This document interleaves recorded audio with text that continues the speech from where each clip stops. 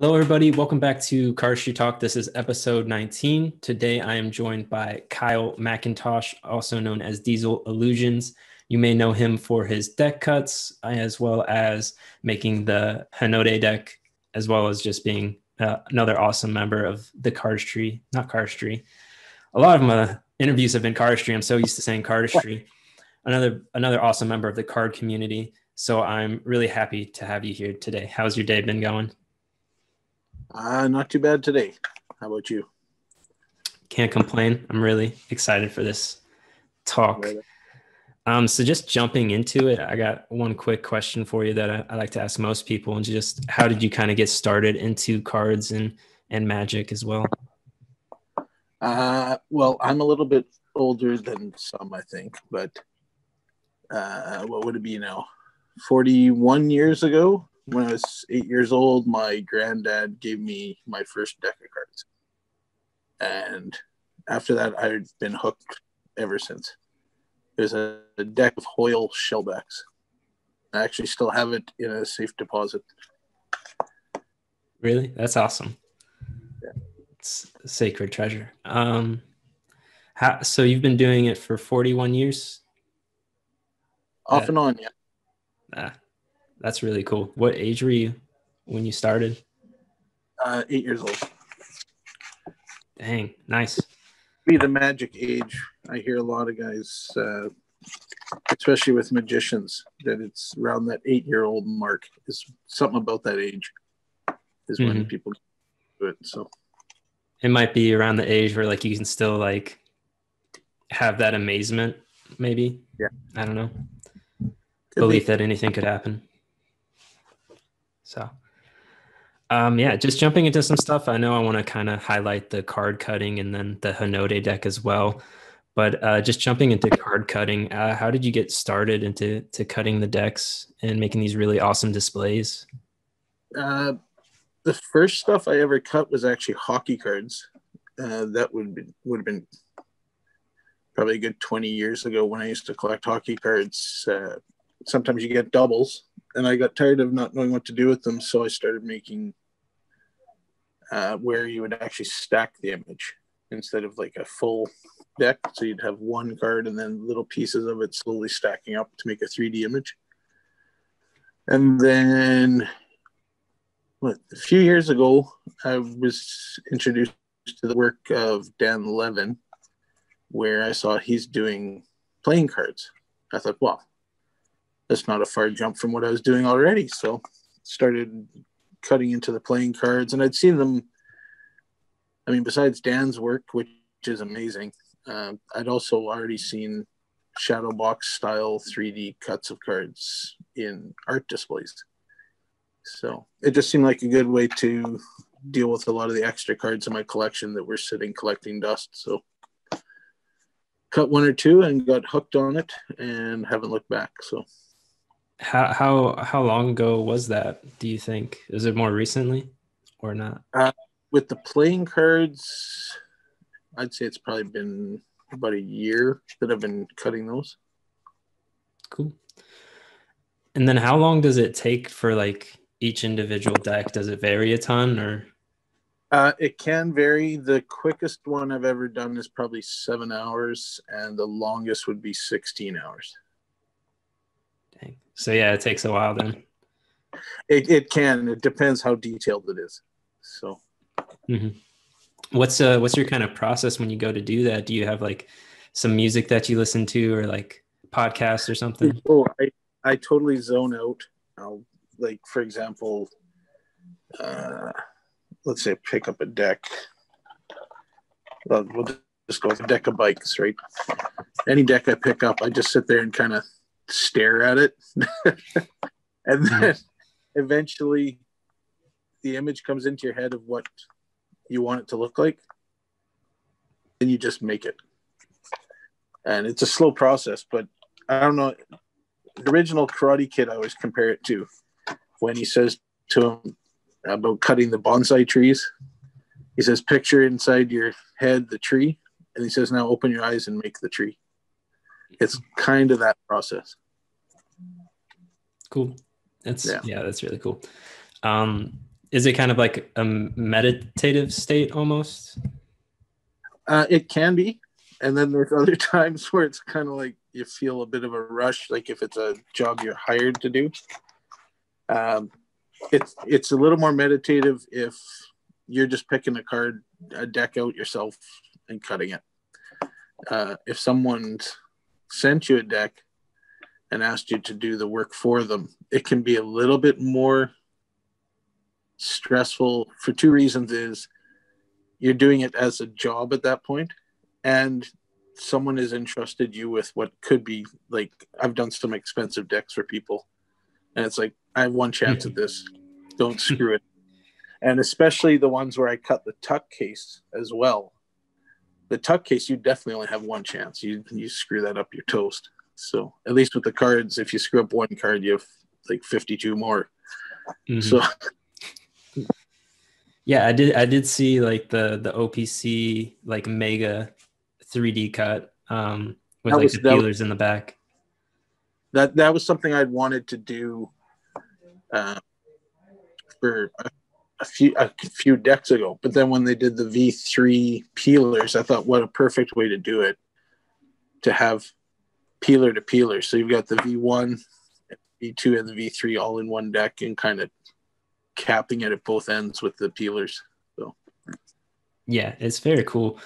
I looked at a lot of them. I mean, obviously you got like some standard ones like bicycle, but you also have like some really out there designs, like not just regular decks. Just out of personal curiosity, have you ever done a just standard circle back tally ho? I haven't yet, but it is in the plans, because that's actually like my favorite deck of cards. It's circle back tally. Yeah, same. That, like, I got a bunch right here. Oh yeah, nice. Yeah. So yeah, I was just curious about that. I might try to order one of those eventually sometime. Do you have a favorite deck and maybe a least favorite deck that you've cut so far? Believe it or not, it's the same deck. And I'll explain why. The Lautrec deck of Grotesque that I did, the one with the skeletons and everything, and it almost looks like a cathedral. For how that turned out, it's probably my favorite one I've ever done. And I've done it twice for the same guy. And actually, after I did it the first time, it took so long that I said to myself, I will never do this one again. And the guy basically really begged me to do him the black version as well, so he'd have a matching set. And I said, okay, I'll do it.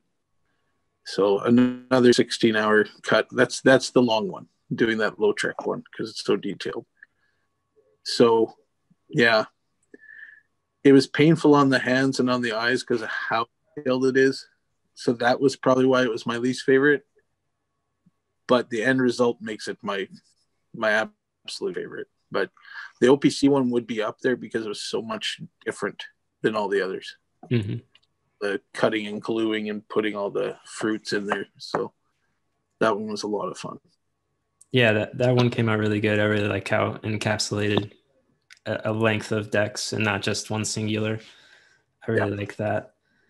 Do you find that you have like pretty steady hands compared to most people, or what do you think? Here's the thing. I actually have osteoarthritis in my hands. So when I'm cutting, my hands, that's almost the only time my hands are steady. Really? Otherwise, my hands tend to have a bit of a tremor to them. So that's why it's kind of funny when I do, if I perform magic for people, they go, oh, like, are you nervous or something? I said, no, I have osteoarthritis. Just deal with it. So like, I did see like when you were like holding up like decks to show them, like there was a little bit of shake, and I didn't know if that was just because like hand cramps from like doing that stuff for so long, or so I didn't know that. Yeah. That's interesting. Yeah, no, it's from basically a lot of the physical activity I used to do and stuff was abusive on the hands. So Be careful while you're young. Trust me. I'll try. And that's why I started slowly, I'm not going to say I know much, but learning some cardistry, because it's almost been therapeutic on the hands. So yeah, that's very interesting, because that's something I've wondered about, like as you get older, if that would potentially help with like hand-eye coordination and motor skills and stuff. It definitely helps with keeping flexibility. Like Mhm. like being able to do this now, you know, it's when I first started trying to learn it, I was like having a heck of a time, and I would like get it about that far, and that's it. But now, like even just to be able to do a scissor cut, it's been good for the hands. So Very cool. yeah, And then one last question about the card cutting. What is something that you think most people probably wouldn't realize about the process? Is there anything that kind of sticks out? I think a lot of people don't realize how long it does take, like start to finish. Like, there's no way I'm going to sit down for 16 hours straight and cut. But when you add up all the time, uh, that's why I tell people, you know, I mean, it takes on average 9 to 10 hours per deck. And there's little things you have to do to set yourself apart from other guys, because there's a number of guys doing it, and a number of guys doing it very well. So yeah, don't think it's as easy as it looks. That's what I tell people. But and everyone asks, well, what advice can you give me? All I say is get yourself a really good sharp art knife and a good imagination, and that's all the advice I can give you. So And then yeah. I see you shuffling with the deck you've made too. This is also something I want to talk about, the Hinode. I don't know. Hopefully I'm saying that correctly, but the Japanese Yeah, you got it sunrise exactly. deck. What was kind of the inspiration for the deck and how it got inspired to be created? Well, the interesting thing is the deck was originally a project by a friend of mine, and he ended up. It was originally called the Kamikaze deck, and he met with a bit of flack from some people about it. They didn't like the name and stuff, so he decided to abandon the project. And I've always loved the design because since I was young, I've been hooked on Japanese ancient history culture. And so when I saw this as a back design, I was like, this has to get made. So I kept bugging him. I said, when are you going to put it out? He says, I'm not. I said, well, you have to put that deck out. It's such a cool design. And he says, no, if you want it produced, you're going to have to do it yourself. And I said, okay, deal. I said, I will run with the project. And he says, okay, fine. So I took it and said, okay, the name is causing a problem. Let's change the name. So I looked at it and said, okay, well, it's the sunrise. Hinode is Japanese meaning sunrise. How hard is it to just switch that to that? So that's perfect. And then I just did some rework. Like I did, like I designed the Jokers, which has Mount Fuji and then the brush strokes to symbolize the sunrise behind Mount Fuji. So just more pushing that Japanese culture that I love. And then just did a bit of work on the Ace of Spades. And on the top case, that was kind of the original tuck back, but there was a logo in the center. And then I just added the Hinode there, and that's Hinode in Japanese there. Mm-hmm. And then there's a Seven of Spades reveal that I put on the inside. So yeah, really for me, the inspiration was Japanese history and the thought behind the sunrise and how it kind of resembles new beginnings and everything. So with the Hinode deck, what was kind of the process of bringing it to life and kind of bringing it into fruition? Because I know originally the plan was to use Kickstarter. Yeah, the Kickstarter was the original plan, but I drive truck full time for a living, so it's kind of didn't have the time schedule to allow to run a Kickstarter project. So I approached Murphy's Magic and showed them the designs, and they liked it and decided to pick it up. And so they arranged for the printing. Then they did the distribution and everything of the deck out to retailers. So, and then I just took a royalty on every deck sold and kept the design rights. So it was a nice, easy way to get that first deck out the door. Mm-hmm. That's awesome. Do you have any plans to continue designing decks? I do have another deck fully designed, ready to go. It's just a matter of like finding the right time to put it out there. Mm-hmm. So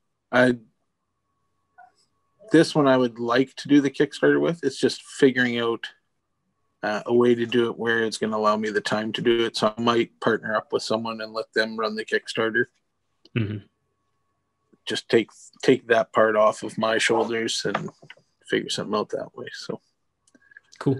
But yeah, there is another one. It's posted on my grid on Instagram. It's called the Vortico. It's a yellow and black deck. So it's pretty cool. One's 100% my designing. So awesome. And then with designing cards, do you have any tips for people that would want to design a deck of cards? Get familiar with Illustrator. Because basically the companies want the files in certain formats. And I mean, as a whole, Illustrator is just a far better program for designing than Photoshop is. So, and don't rush it. Like, make good art, put it out there, and then be patient. It's okay if it fails the first time, because there's lots of guys that have failed once a Kickstarter, put it out again, and succeeded. So don't get discouraged. That's the big thing. And that's what's good about Kickstarter too. If it fails, like nothing really bad, like there's no repercussions, you know? Yeah. If anything, it's still a good thing because it's still marketed and like taught people about your deck and the things you create. So yeah. And then one more question kind of relating to the Hinode deck, not really, but the only other like Japanese deck that I've kind of seen around is the Japanese Souvenirs by Anyone. Do you have any opinions on that deck? Because I know it's a little bit similar. I mean, I don't mind it. It's very simplistic. And, you know, some people are going to say it's lazy just to put a dot on a deck. But when you look at it, it is the Japanese Souvenir deck. So it is the Japanese flag, which is just a red dot in a white rectangle. So not much more you can do if you're following their theme of flags. So I mean, yeah, it's not that bad. There's a new Japanese deck coming out by Nate, former of OPC. The Ketsu, or I don't know how to say it. Yeah, I did see that. Yeah, Ketsui or something like that. But that looks really good. Like, I really like the looks of that. So that'll be a nice Japanese deck as well. Mm-hmm. Yeah. Yeah, awesome. And then just some more just generalized questions before I get to the rapid round of questions at the end. Do you have any? I'm always curious to hear what, if anybody, I don't know how to talk. I'm always interested what other people's hobbies are outside of cards. Do you have any hobbies outside of cards? Well, I mean, I still do some magic. This is still cards. Okay, outside cards, I play guitar. I am an avid photographer. I've done that probably for over 40 years as well. Do a lot of landscape and wildlife photography, some concert photography. So mostly guitars and cameras. Mm-hmm. Once in a while, I like to blow stuff up. Other than that, I'm just always curious to ask that because I feel like there's a lot of overlap between people. Like, I feel like a lot of card people tend to be into music and photography as well. Yeah. A lot of guitarists and pianists, I think. Yeah. And then real quick too, before we do the rapid round of questions, is there any topic that you would want to talk about or anything that's popped up since we started? If not, that's fine. I'm looking around your room there. I see a black, is that a Strat? Or is that a Wii? That is a Rock Band controller. Okay, I thought so. I thought I saw the little toggle. Yeah, It's funny. Like I this am is not my musically inclined. that's Oh my yeah, nice. actual one asking. So Yeah, mine's a mine's a little bit smaller. yeah, No, but all my brothers are musicians, and I'm just not musically talented at all. no, So that's okay. I would love to be able to keep the tempo and make something sound good, but I don't have the patience for it, or I just don't No, have that gift. So we all have our gifts in different areas. So yeah. At the end of the show, like I said earlier, I like to do this thing I call the rapid round of questions, which is 3 minutes of just random questions. So I will start the timer and spin the wheel. And then the first question is Android or iPhone? iPhone. Favorite deck of cards at the moment? Oh, tally ho circleback. Uh, do pineapples belong on pizza? Yes. Good man. Favorite movie? The Last Samurai. Pancakes or waffles? Waffles. And then favorite restaurant? Do you have one? Mongos. Okay. If you could have any superpower, what would it be? Oh crap. Seriously? Dang. A lot to choose from. Yeah. Wow. Okay. Jeez. You stumped me. Darn. Speed, I guess. Yeah, that works. Or yeah, something like that. Speed. Or like Doctor Strange. I want to be like that. Yeah. Be able to like bend time and stuff. Manipulate time and stuff. Yeah. Do you have a favorite musician? Stevie Ray Vaughan. Cats or dogs? Dogs all day. All right. What would the title of your autobiography be? That was weird. Have you ever broken a bone? Oh yeah, lots of them. Summer or winter? Summer, definitely. Do you play video games at all? Yes. Do you have a favorite? Call of Duty. Call of Duty. This one's a little bit more of a longer question, but describe your absolute perfect day. My absolute perfect day basically would be coming home to my family being safe and healthy. That's awesome. Yeah. What is your favorite TV show at the moment?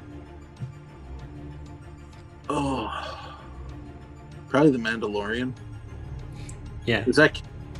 I don't know if that counts as a TV show, but I'm going to say. I would think so. There's the timer. Perfect. Let me stop it. That was loud. Phone fell too. All right. Awesome. Thanks for participating in that. When I edit this, I'll count up the questions and see how many that was. It felt like a good bit. I think the high score right now is 16. I'm not, it's 16, but we'll see. The superpower one slowed me down. That was a bad one. Everything else was relatively pretty fast comparatively, I think. So at the very end of the show, I like to do what I call roll out the close-up pad. Is there anything that you would like to promote or any last nugget you would like to leave anybody that is still listening? Let me think. There's so many things that I'm promoting for people right now. I do a lot of promo for these guys, Abstract Effects. Great company. And they've got a new product coming out right now that's in pre-sale called I am R, which is a gimmicked pendulum mentalism trick. And they will soon have an amazing effect coming out called Frost that you'll want to watch out for if you're into magic at all. So, yeah. Awesome. Make sure to check that out, guys. Also, like always, I will have links to all of Kyle's stuff in the description so you guys can check him out if for some reason you know who I am and not him. Thank you, Kyle, for taking your time for the interview, and thank you everybody that stayed and watched. I hope everybody has a great day, and we will see you guys later. Cheers. Bye.